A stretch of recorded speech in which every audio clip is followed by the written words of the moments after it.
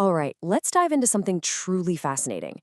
One of the weirdest and coolest corners of the human mind, where our senses don't just work next to each other, they get all tangled up in the most amazing ways.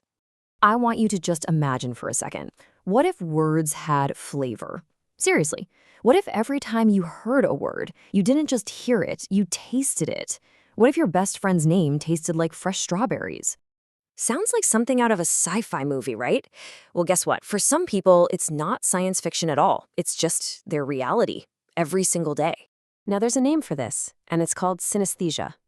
Basically, it's a neurological thing where the brain's wiring is just a little different. Information that's supposed to hit one sense, like hearing, ends up triggering several senses at once. So a sound might have a color, or, yeah, a word might have a taste. So what does this actually feel like in the real world? It's not some vague, artsy idea. No, it's incredibly specific, and it's like having your own private dictionary for your senses. Let's just take a simple example. For most of us, when we hear the word Monday, what do we think? Ugh, start of the work week, maybe you feel a little tired, but that's kind of it. But for someone with synesthesia, that same exact word, Monday, might literally taste like plain rice. Or maybe, in their mind's eye, it always shows up as a dull gray rectangle. And the really wild part is how consistent it is. And that's the key here. This isn't just a random thought or their imagination running wild. These connections are totally fixed. If Monday tastes like rice today, you can bet it's going to taste like rice next week and 10 years from now. It's locked in. So you have to be wondering, why in the world does this happen? Well, it all comes down to how the brain is wired. It's just a slightly different setup. Think about it like this.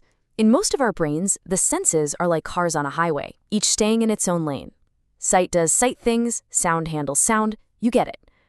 But in a synesthete's brain, well, some of those lanes have little crossover roads. The senses kind of hold hands, so when one gets triggered, another one just naturally comes along for the ride. It's not a mistake, just a different roadmap. And how different are we talking? You might think this is a super rare, one in a million kind of thing, but it's actually not. The best estimates we have say that about 4% of people, that's about 4 in every 100, have some form of synesthesia. I mean, let that sink in.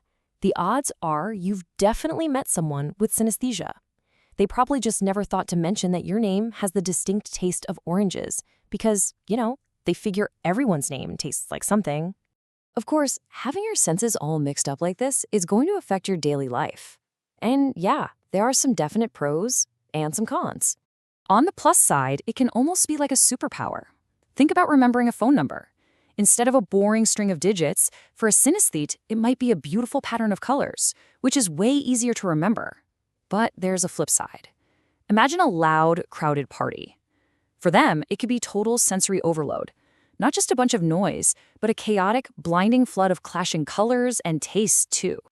It's probably no surprise that this unique way of seeing the world is often linked with creativity. I mean, it's a built-in source of inspiration. Artists like Billie Eilish and Pharrell Williams talk about how they literally see colors and textures when they hear music. And this isn't new. The famous painter Vasily Kandinsky was basically trying to put his synesthesia on a canvas, painting what music looked like to him.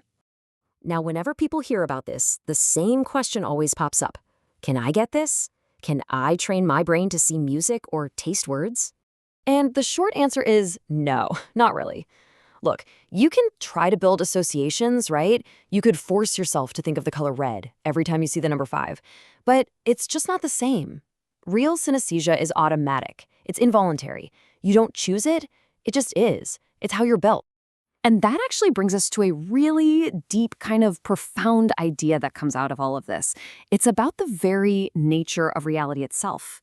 See, we all walk around with this basic assumption that the way we experience the world is the way everyone experiences the world. But something like synesthesia is this powerful little reminder that, well, that's just not true. It leads to this beautiful idea. Maybe reality isn't one single fixed picture that we're all looking at. Maybe it's more like a shared story, but each one of us is hearing it told in a slightly different language, happening right inside our own minds. And that leaves us with one final kind of mind-bending thought. Somewhere out there, there's a good chance someone just experienced this entire explainer, not just with their eyes and ears, but maybe with their taste buds too. So the only question left to ask is, What does this sentence taste like?